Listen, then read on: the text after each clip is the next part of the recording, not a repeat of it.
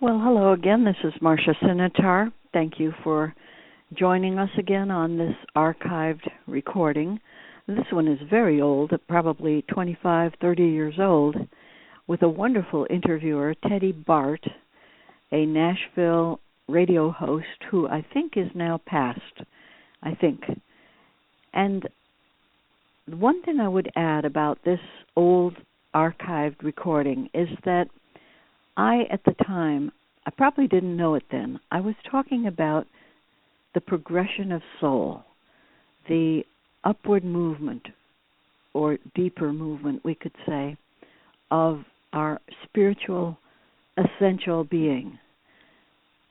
However, this conversation focused a lot of attention on the difference between actualized ED as a fait accompli and actualizing as a progression.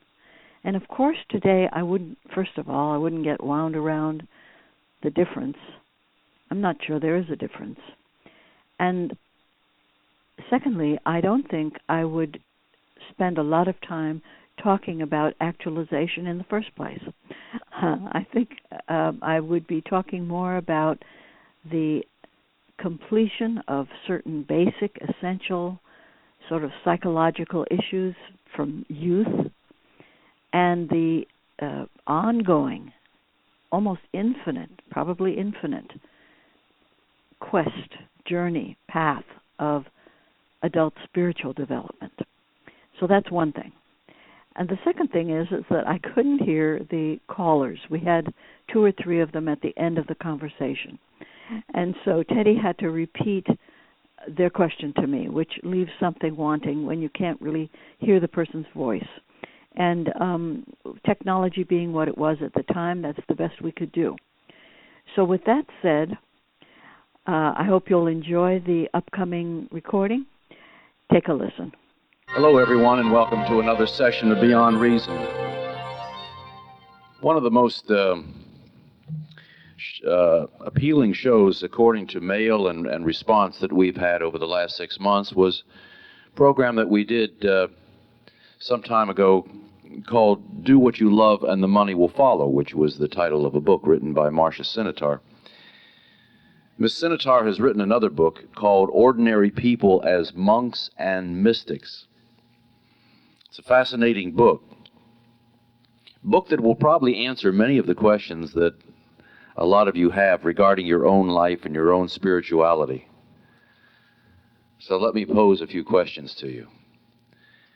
Do you live alone by choice in a positive, contributive relationship to others? Do you possess a highly developed sense of aesthetics, ethics, and universal order? Do you, or does anybody that you know, experience their work and daily activity as devotional, a calling, or a service? Have you designed their lives to be as simple, orderly, and uncomplicated as possible? If so, you might be someone that our guest today is researching and writing about. Ordinary people as monks and mystics. Marsha, good morning. It's nice to have you with us again. Good morning, Teddy. It's a pleasure to be with you again. Let me give a little bit of your background to our listeners who maybe haven't read your books or missed the first show. All right. But as I recall, you were teaching, and then you decided there was something greater for you. Is that right? Well, I was in school administration after having been a teacher, and I felt at the time that there was nowhere else for me really to go that would have meaning for me in the public sector. And so, yes, you're right. I did think that there was a little bit something more challenging that I could do. And now you have your own company, Sinetar and Associates, and it's a human resource development firm, and you work with business people and others who are trying to solve problems, correct? Yes, we do. I do primarily problem solving related to people problems, and my area of emphasis seems to be in human relations and managing change. Those 2 areas. Let me delineate the 3 titles in the title of the book. Ordinary people. What is an ordinary person? Well, an ordinary person is just like you and me. I mean, it's people who are not necessarily on the cover of People magazine or featured in the lives of the rich and famous. So everyone else. Okay. And what's the difference between a monk and a mystic?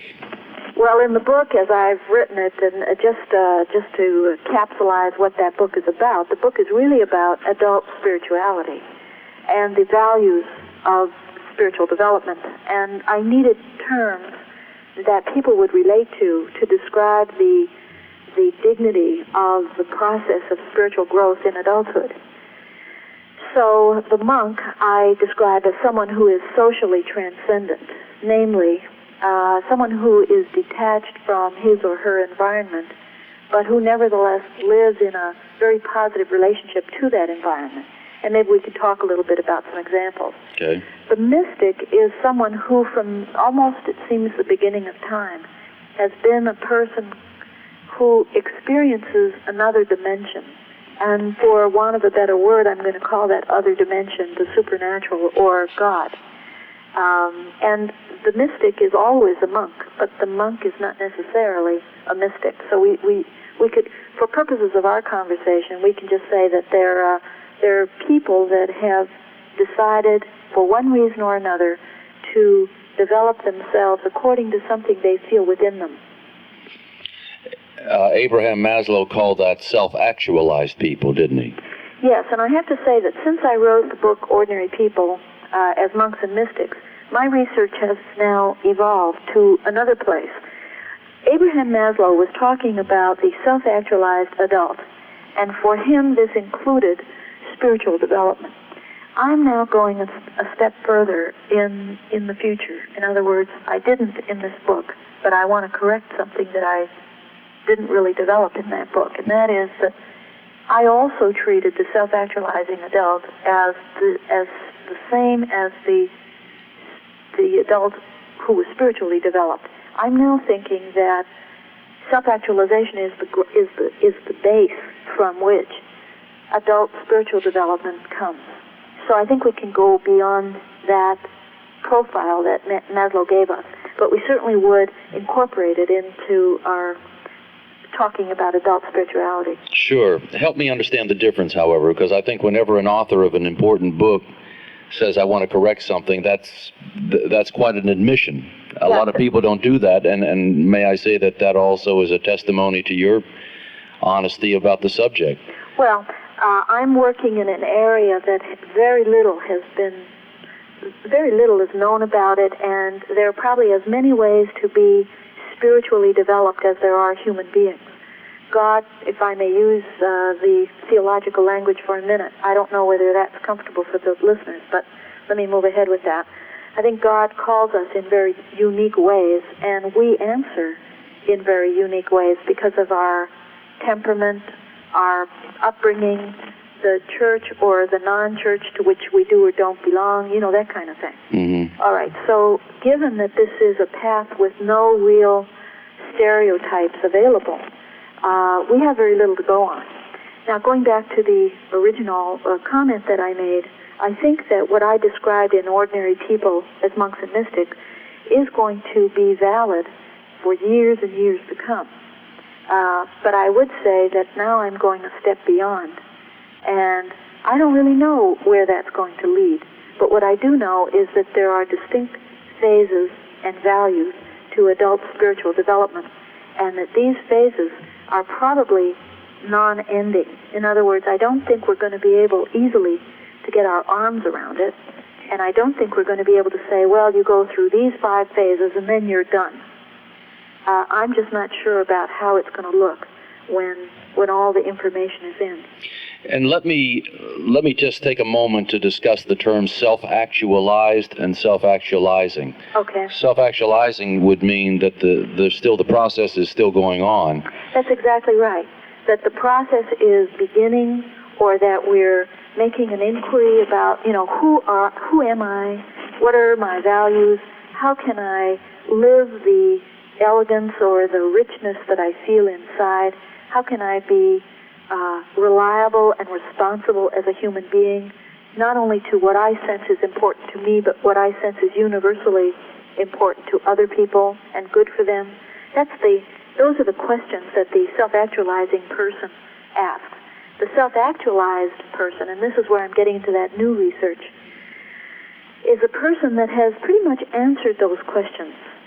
It's not to say that they're in concrete, but that they're pretty secure about what's important to them, how they should be living, and how they're going to live. And then they move with high energy and vision into a very personal response to those answers. And the energy and the focus is tremendous in the person that is actualized.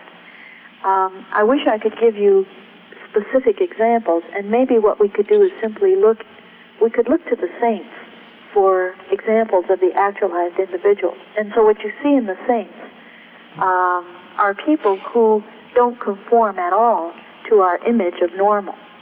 They're bizarre in some cases, but they always have this very intense focus and drive. For this book, The Ordinary People as Monks and Mystics, I'm really looking at the actualizing process and what that's about. That's probably most comfortable for the readers and the listeners to identify with. In order for one to be a self-actualized person, yes, that is a person who knows themselves, you don't have to be a saint, do you? Because as you were saying that, I was thinking of a lot of people who I believe have come to that place in their life that either mystically or they have figured it out. They pretty well have a handle on who they are and what they want to do, and then they just keep doing variations of it over and over again, but with the same personal and intimate knowingness of their own self. Yes. I think we would get into trouble if we said that they have to be saints. I don't think so. First of all, not everyone is called to be a saint. The saint is answering a radical call. But I would say that the persons that you're describing have probably also answered a radical call, namely something from within them, and this is what the book that we're talking about is about. Something within them says, in order for you to live your life correctly, in order for life to have meaning and purpose, here's how I'm going to live. And this is an inner call. It's not something that they learn in school or that their parents teach them or anything else. And there's some sacrifices involved in living this way. Now, did Maslow write about self-actualized or self-actualizing? Actualizing. And what I'm attempting to do is to take that another step and explore the self-actualized ED person. The person who has, for all intents and purposes, finished that psychological developmental process. And this is called wholeness, to be integrated inside. It's kind of like the people you were just describing. Yeah. And then begin to live in such a way that all of those attributes and that process itself is being used. And that's the area of my interest. All right. We're going to take a break here. Stay on the line, Marsha, and we'll continue. Our discussion today is based around Marsha Sinetar's book, Ordinary People as Monks and Mystics. We'll be right back.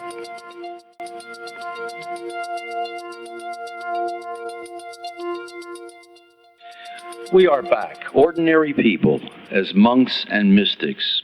Those of you listening right now that might feel a compelling, tugging, still small voice within you saying, this is how you should live your life. This is the comfort zone that you should be in. And that's what we're talking about today. There is a strange mystical feeling about getting started on this path, isn't there, Marsha? Well, I think there is, simply because there aren't any blueprints. And usually it means that the individual has to let go of some ways of behaving or thinking that were familiar to them. You talked about the comfort zone. I think I would have to say initially it's an uncomfort zone. For example, you have to take a look when you're on this path of the collective opinion, customs, your securities, the guarantees in favor of identifying and expressing some deep value that you have in your life, some truth or some beauty, a sense of compassion, and so on. What do you do if you can't just pull yourself out of the mainstream? Well, I think that's a very important question. First of all, this is a long process, and we should not deceive ourselves that it's going to be like anything we've ever experienced before. It's not too much to take 10 or 20 years. In fact, that's probably normal to make that slow, gradual turnaround. It's really a sacrifice of living unconsciously, of not knowing who one is or what's right or wrong, in favor of bringing the law, I'm going to call it the law of our being, into existence through completely conscious expression. So that sacrifice of unconscious and that expression consciously of who we are takes a lifetime, and we should expect to give it a lifetime. So to go instantly is probably harmful, and to go instantly is not the process that I'm describing. And I think that's new, because what we're told in all of these seminars, I certainly have experienced my share of sort of thinking that maybe the way I was going to grow is go to a weekend seminar and have this instant transformation. I will say it does happen, but that's a grace, and there's nothing we can do to force it.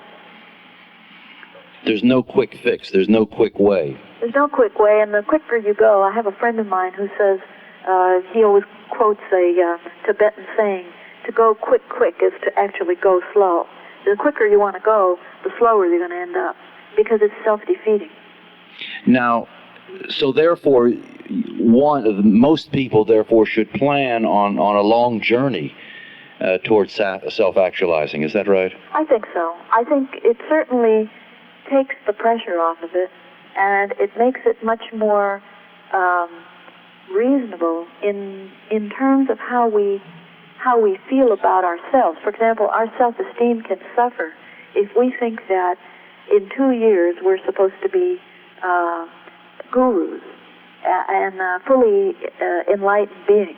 On the other hand, if you know that you're doing the best you can do, you're little by little straightening out some of the things that were crooked in your life, some of the little dishonesties and self-deceptions, some of the toxic relationships. If you do your part every day to live authentically, little by little, you're going to have an authentic life. And out of that is going to come the very thing that you're looking for. I'm reminded of that old story of the person who thinks that they have to leave their home and their familiar surroundings to find wisdom, and so they travel all around the world. And finally they realize that it was in their own backyard all along, and that's the beginning of wisdom. So that's a little bit what I'm saying. What are behavioral traits that you have found in your research that ordinary people exhibit when they're beginning to get into that stream? Well, that's an excellent question, and I think you alluded to it in the questions that you read earlier. First, there's a perceptual change.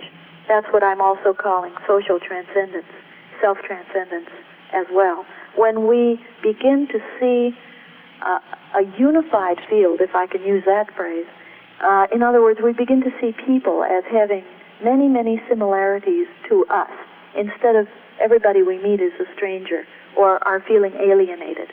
So one of the behaviors is we behave as if other people were our friends, as opposed to behaving as if it's a real hostile world out there.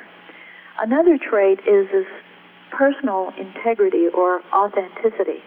When Maslow was writing his works, and this was back in the 50s, he said that you could almost look at an actualizing person and tell where they were coming from. In other words, that they exhibited in their behavior and in their personal appearance a reliability or an integrity.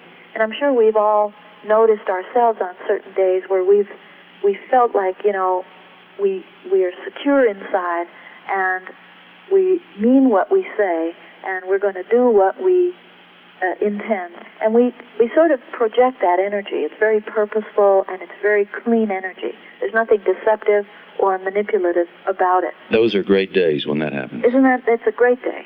And so the people that I'm describing are more like that than not. So the dominant aspect is that they feel that way. And then you have a whole constellation of traits around self-esteem, high self-esteem. The person likes themselves. The person is willing to take risks, willing to take the actions that may be unpopular or illogical or demanding, but ethical. And that's why they do it, because this is who they are. In fact, the business person that really doesn't hesitate to say what he or she really thinks about a thing, because that's the ethical stance. And they're not always thinking what's popular or what's politically expedient. And finally, I would say something that I call the stewardship pattern is evidenced in people that are self-actualizing.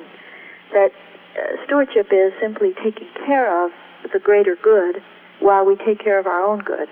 And this is another very, very dramatic difference between people who are self-actualizing and growing in a spiritual sense and people who are not. That they are not exploitive of the greater good. They try as much as possible to walk gently. Those that you have talked with or interviewed that are this, have they told you that it begins, it's an involuntary beginning, or do they precipitate it? Well, that's a very interesting question. I would have to say it differs from person to person. In fact, I was just thinking about it the other day when I was giving a presentation.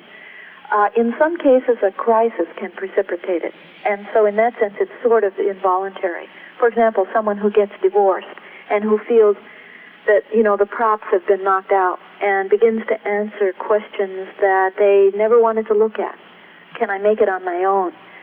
Am I capable of loving somebody? Am I a committed person? And so on. Another case, it could be a health crisis. Someone whose life up to now hasn't worked, and they get a heart attack or they get an ulcer or something like that. And as a result of that, they have to take a look at their decisions that have led to this stressed out place. A third thing could be what you're suggesting, that the person just wakes up after many mornings of having woken up, maybe 10 years or more, where they weren't that happy, and they finally come to the conclusion, this isn't working. There's a better way to live. And finally, you have that rare case where, as a young person, the individual knows who they are, and they are always marching to a different drummer and living authentically, and quite happy to be doing so. So you have a wide range.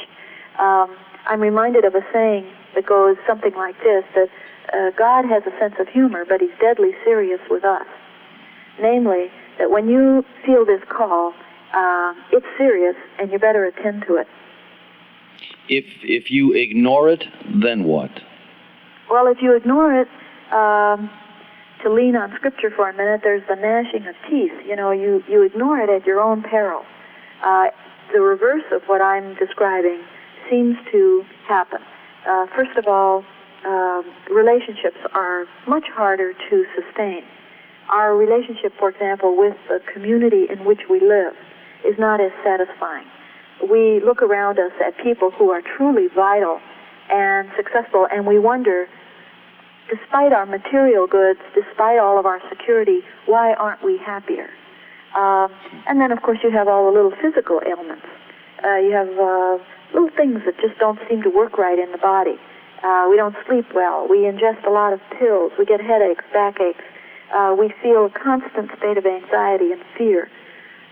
In other words, it's just not a happy state if we disobey the inner call. I know that you have heard it 1,000 times, and so have I. People say, I know there's something out there for me. I know there's something, but I just can't find it. So, then they might go on for a while, and then they'll say it over and over again. To those people who feel like they know there's something out there, but either haven't found it or it hasn't found them, what side of the actualizing coin are they? Are they ignoring it, or hasn't that experience yet happened for them? Well, it's a wonderful thing for us to be looking at. I would say that it's probably less important to try and figure out, where am I on this ruler or measure. And I would say that if we are even thinking about it at all, the desire to find that thing that we think is eluding us is probably the sign that we have been tapped for actualization. In other words, the desire itself is a signal that you're on the way.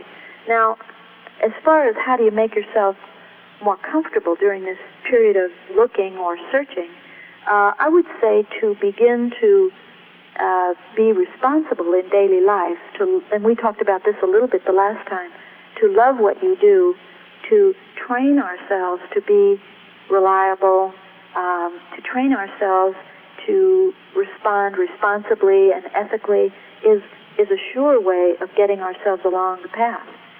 In other words, what do you do when you're just feeling like something's missing? Well, one of the best things you can do is to act as if nothing's missing and take care of your daily life responsibly instead of using the search as an excuse to withdraw from your commitments. Do people on this path dream differently?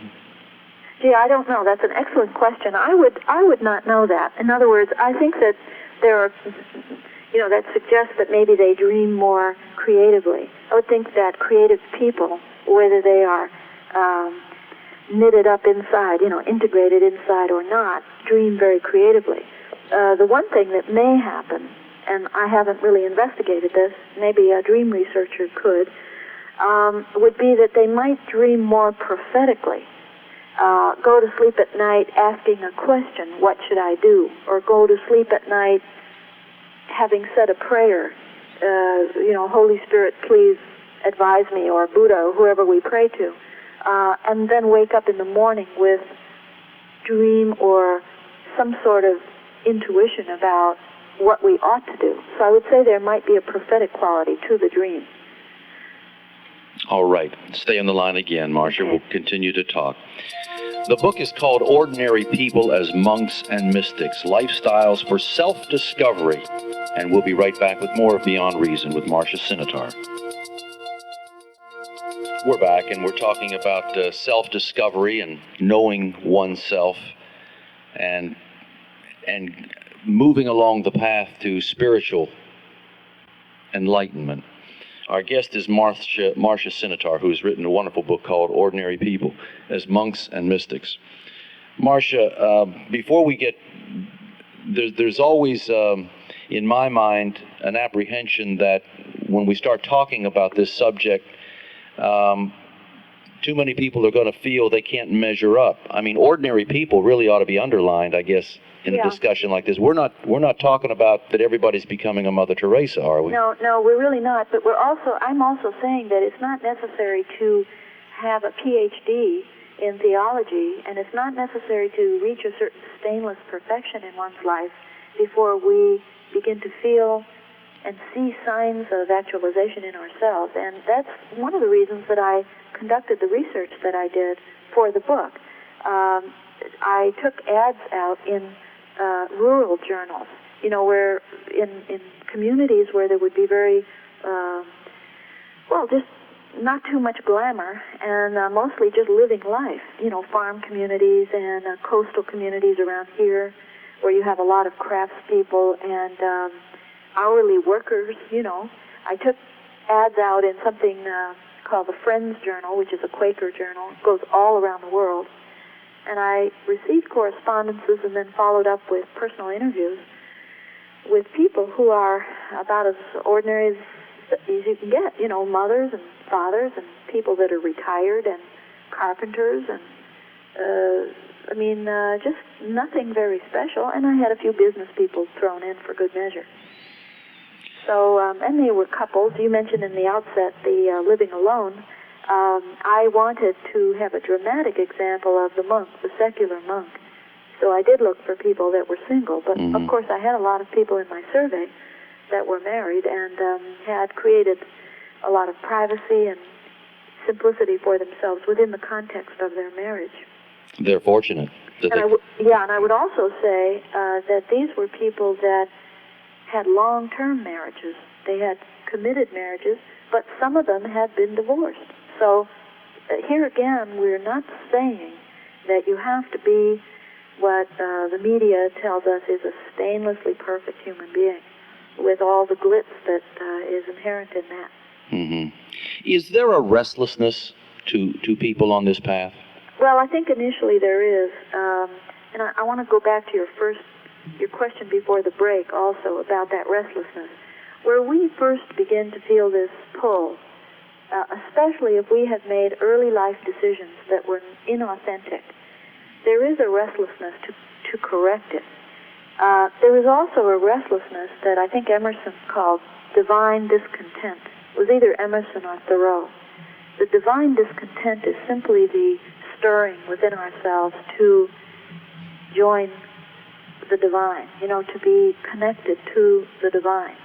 I've heard it said that the only sin that there is to be separated from God.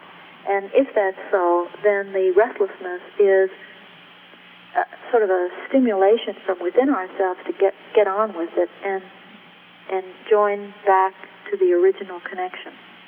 Divine discontent. Mm-hmm. It's a wonderful phrase. It's a wonderful phrase. To your point earlier about people who feel there's something more, mm-hmm. I would say that something that we all have to come to grips with eventually, this is just a psychological truth, is that we have to just take a look at our peculiar way of avoiding risk or avoiding commitment or being responsible. And I think that sometimes we think that there's something more. This is why I like the ordinary person sort of metaphor. We think there's something more. We think there's a better job, a better relationship, a more satisfying way of living because of our own unwillingness to be committed and responsible to what we have. So this is where we make a trip around the world, and finally we exhaust ourselves and we realize that we had the best of all worlds right under our feet, and all we have to do is do it, stick with it. Mm-hmm. But everybody is very different, and so you can't really make a rule. As far as this conversation, if there's one rule that I could say is that there are no rules. Yeah. It's a very, very personal quest. So many people feel they were born into the wrong family. Mm-hmm. They say, how in the world did I get this mother and father? How did I wind up with this brother and sister? Mm-hmm. They feel misplaced. Mm-hmm. How does a person who feels this self-actualizing experience going on, or some mystical experience happening to them, or this compelling urge that they are different, how do they extricate themselves from the family that they do love but yet does not understand them? Well, that's a wonderful point, and I would like to. I hope we have some time to investigate that. I think you put your finger on it. First of all, this is a very personal quest that we're talking about. In the Bible, in the New Testament, there's Jesus is teaching that we have to divorce our mother and father. I mean, he's talking about exactly this thing, that while you love your parents, when your calling is to become authentic and eventually become a spiritually whole adult, you will love those parents but maybe not spend a lot of time with them. I think it's important that we resolve any anger that we have, that we don't allow ourselves to be run by the old blueprints and the old tapes so that we're reactive when we speak to our family. But at the same time, like Carlos Castaneda was saying in some of his books, I do think that the person that is actualizing eventually forgets their past. It isn't that you aggressively strive to cut the umbilical cord or that you have to leave geographically, but it is that little by little the past becomes nothing more than a sort of a forgotten shadow, and you live more and more in the present. You asked earlier, Teddy, about what are some of the signs, and I think one of the hallmarks of being a self-actualized ED, already actualized person, is that you live in the present and respond to the moment. Well, if you're living in the present, you don't really remember that time in the past where you felt disconnected from your family. On the way to that living in the present, however, there can be a lot of ups and downs with one's family. And the best thing is to just try to accept where they are and do your own psychological homework. I would think that there is almost a temptation, not a temptation, but maybe a proclivity to be a bit arrogant without knowing it, because you know something they don't know, and perhaps at times their ignorance of what you know might frustrate you. You know, I don't think so. And the beautiful thing, the beautiful paradox, if I can call it that, of this whole conversation and journey is that the more you know, the more you love. So what you know and what you discover is love. What you know and what you discover is that the family that you thought was manipulative or toxic or hateful or problematic or helpless or whatever is the most lovable in the world, and because they're human beings. And so this overflowing of compassion comes in. At the same time, and this is where the paradox takes place, there's an objectivity to it. You also know that you can't rescue them. You can't change them. You can't do anything but be tender and understanding and accepting, but you can't really go in and fix up their life. Mm-hmm. And this is where I think we get into our present-day problems with our family. You know, we try to fix them. We try to convince them that we're right and they're wrong. What do you advise as a response when some of the family members might say, "What's wrong with you? Why are you so quiet? Come on, you know, we're going to go to this, you're reading all the time," right. This sort of thing. You know, what do you suggest as a response? Well, I would have to say a personal remark. What has worked for me, and it hasn't always worked for me, is simply to speak the truth and say, you know, let me try and share with you some of the things that are important to me, and I hope that you can hear me. Now, unfortunately, very often, the very people that we are born into or marry or whatever cannot hear us. And all we can do is to tell about ourselves. As a matter of fact, sometimes people now will give the book, Ordinary People, to their family as a way of helping them understand who they are, which I find a high compliment. But sometimes you can't, and so then therapy might be in order. Spiritual direction, if you can find a spiritual director that understands this life path, it's easier to get a little help on it, a little objectivity on it. But there's no easy answer to that. How about just playing their game when you're with them and playing your game when you're by yourself? I've never seen it work for very long. I've seen that people have tried to do that, and to a certain point, it can work. For example, if you go home over Thanksgiving or Christmas when you're an adult. But supposing you're a teenager and you're faced with that, you can't play the game all the time. It's a very difficult question. I really do think that sometimes the only answer is to know that at some point you're going to transcend it. If you can transcend the problem, you can stay in it without really being touched by it. Have you found that... I don't have a magic solution. No, I'm sure there is not one, but that's probably one of the sacrifices you spoke about earlier that's involved in this process. Well, sometimes, Peanuts said there's no problem so large that you can't run away from it. Sometimes you do end up running away for a short time, moving away for a short time in order to get the distance between you that allows objectivity to be born. Myself, I had to do that. I had to move away. I'm a very sensitive person, and I knew that something was going on, and so I did. I moved to another part of the state and tried to keep in contact at the appropriate times, holidays and all that. But now, little by little, I'm able to enter into the family scene without really being touched by the negative aspects of it, or at least what I used to think were negative aspects. I think eventually you have to make peace with your family.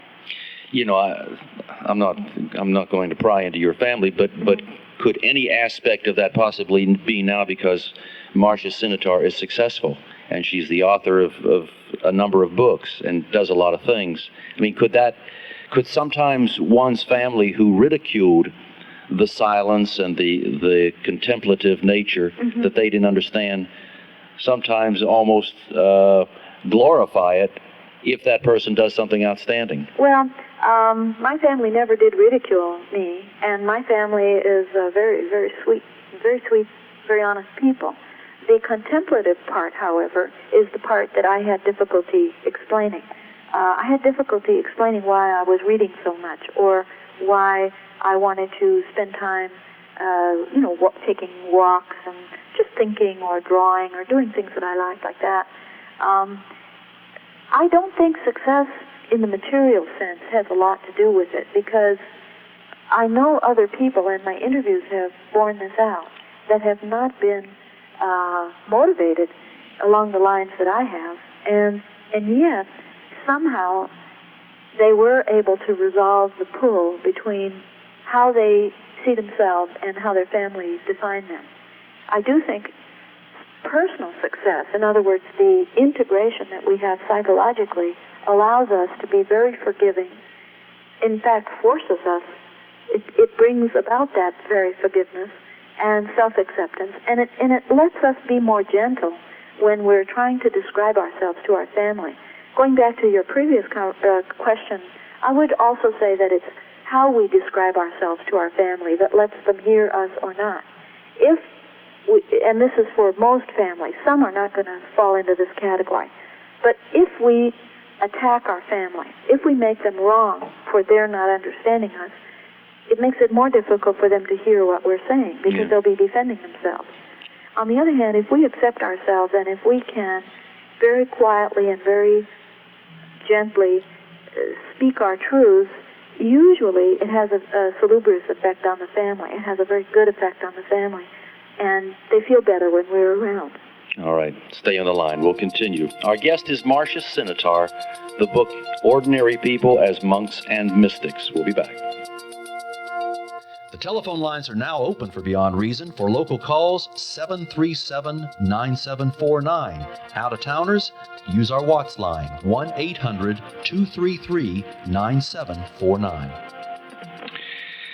You know, Marsha, it occurs to me that this country, America, has many, many blessings, and one of them is that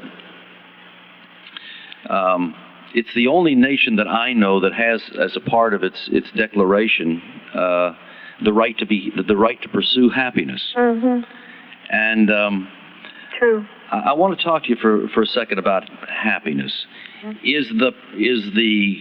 Are the ordinary people who are on this path to self-discovery, are they happier as they get into the groove, or as they become it? Mm-hmm. Are they happy people? I don't know about happy. I would say that there's an element of joyfulness, and I would contrast the two. I think they don't think much about being happy. Most of the people that I interviewed, and I had very open-ended questions, mostly about choice making and values and ethics and things like that, personal characteristics. In the personal characteristics, for example, I don't think anybody mentioned the word happiness, but many of them mentioned joy. And the way I'd make the distinction there is saying that happiness, sometimes we attach to a state of possession of something or an achievement. You know, if I had this or that, I would be happy. Joyfulness is that little wellspring that bubbles up inside of us, where we feel vital and energized and optimistic. And I would say that they do correspond to that. And I'm not sure if that's helpful, but... Well, it is. People that I know that I think are self-actualized look happy. Yes. They seem happy. Yes. I mean... I think that one of the reasons I write about this in a new book, one of the reasons that they look happy is really that they're not involved with themselves. They're involved in something beyond themselves. You know, the name of your show is Beyond Reason. I would say beyond self is where most of the people that I interviewed are living. All right. We have some people who want to talk with you on the telephone. Oh, so good. Listen carefully, and those of you calling in, please speak up. Good morning. You're on Beyond Reason. Hello. Hi. I found this really interesting on the family situation. I've dealt with this as a child, and as your guest said, it's like someone who marches to a different drummer.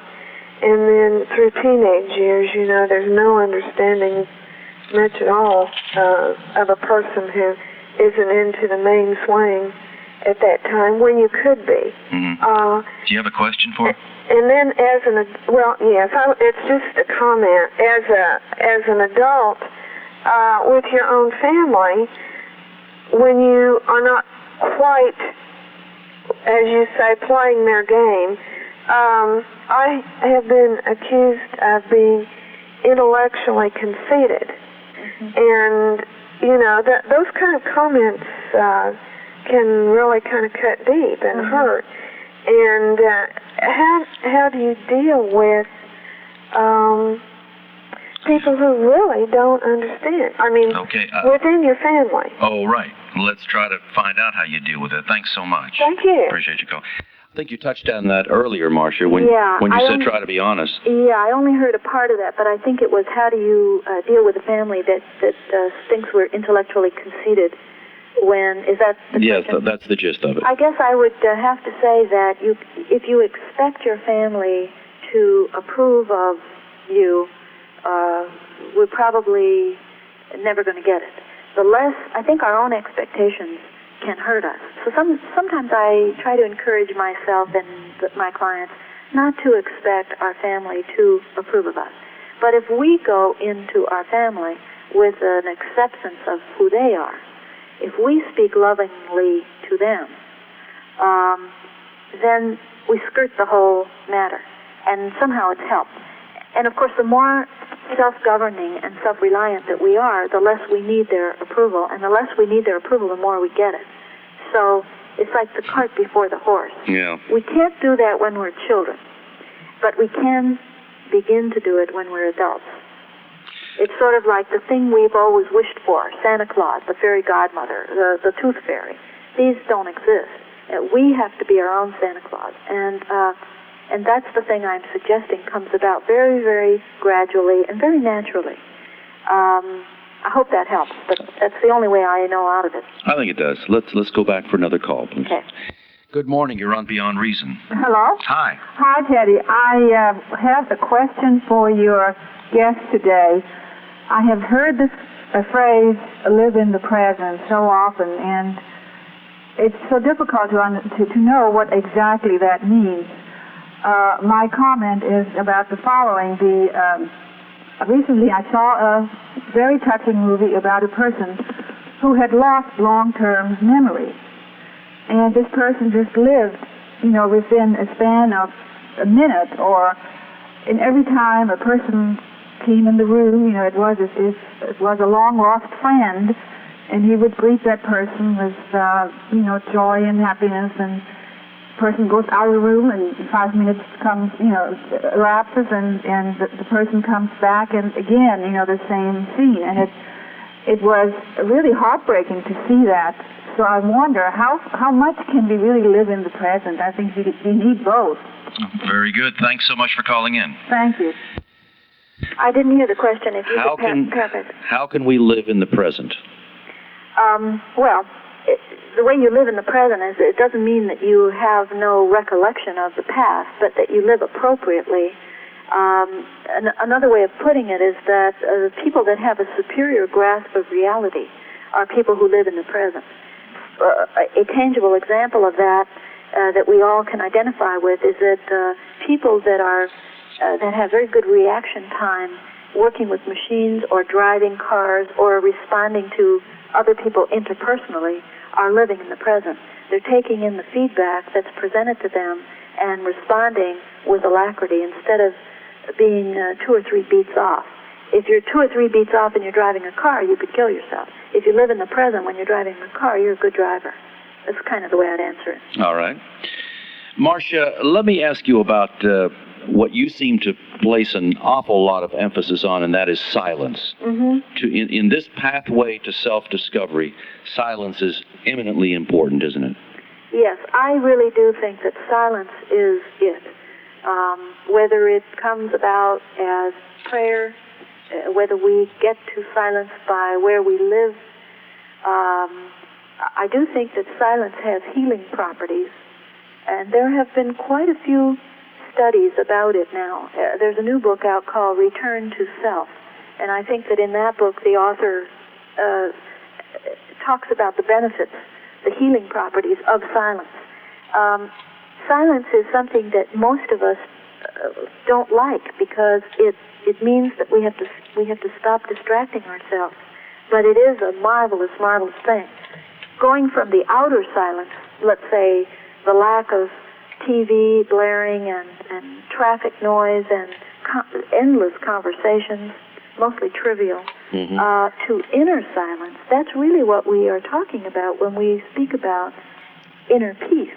The person that has inner peace is not necessarily a zombie or someone that's sleepwalking and doesn't really know what's going on. The person that has inner peace is simply, as I said before, fully present, and they have this quiet inside. And that, of course, can be, we remember that quiet by putting ourselves in situations that are quiet. People who are discovering themselves crave silence, don't they? Yes, they do. I mean, it's almost like you have some sort of an addiction to silence, and you're looking for it wherever you can snatch a few moments of it. Yes, that's exactly true. That they are, and writers, people involved in creative activity, in craft, people who are spiritually driven, are people who do crave silence, and it's like air. I think Albert Einstein was the one that wrote that what in youth was a luxury, and he was meaning silence and the lack of distraction, in old age became a necessity. That's exactly the right thing. And if it's almost difficult to achieve, we're fortunate, those of us who have an opportunity to retreat sometimes into silence. Mm-hmm. But when you think about the cities, yes, the noise, the traffic, the apartment living, all bunched up together, this sort of thing, to think of a youngster who perhaps, or anybody really, who is feeling that tug and that pull inwardly, but yet almost can't find any place except maybe out on a fire escape or something. Yes. That must be a torture for them. Well, especially in the early stages of this developmental process as I'm talking about. In the early stages, I think we have to withdraw into ourselves, into, let's say, meditation or walking in the woods or walking in the early morning. That's why people who run or people who drive their cars without a carpooling setup won't give that up because it does afford them a chance to be alone and give them some silence. However, later on, when the person has integrated the silence into their very being and tapped into that inner silence I was talking about, there isn't really the necessity to pull away as much because they carry that around with them. So here again, going to the process and the phases I was speaking about, we do see some differences. The silence kind of adds up, so it becomes part of you. Is that right? Well, it does. It permeates who you are, and you carry it with you into the disorder. If you could look at it like a physics problem, initially the individual has a lack of coherence or a lack of personal silence, let's call it. Later, that person has so much of it that they become a coherent addition to the disorder around them, or they become a silent, a source of silence for the noise around them. So you go back into the noise in a way that contributes to greater silence. I don't know exactly how to express it, but... The Quakers call it peace at the center. Yeah, peace at the center, exactly. And so you bring that peace at the center to your activities, to your place of work, to your family, yes, to your relationships, and then you can live in the heart of the city and feel like it's all okay. Well, like always, it's a joy to talk to you. We're out of time for the conversation. Well, it's my joy. I have to tell you that the questions are really satisfying to deal with, and I appreciate the depth of your questions. Terrific. Thank you, Marsha. I was in a bookstore the other night, and I saw your book on the shelf, so I know it's available in bookstores wherever this program can be heard. Yes, and if they don't have it, it's by Paulus Press, and you can definitely have them order it. Very good. We'll give the address. Thanks very much. Thanks, Marsha. Okay. Talk to Bye-bye. you soon. Bye-bye.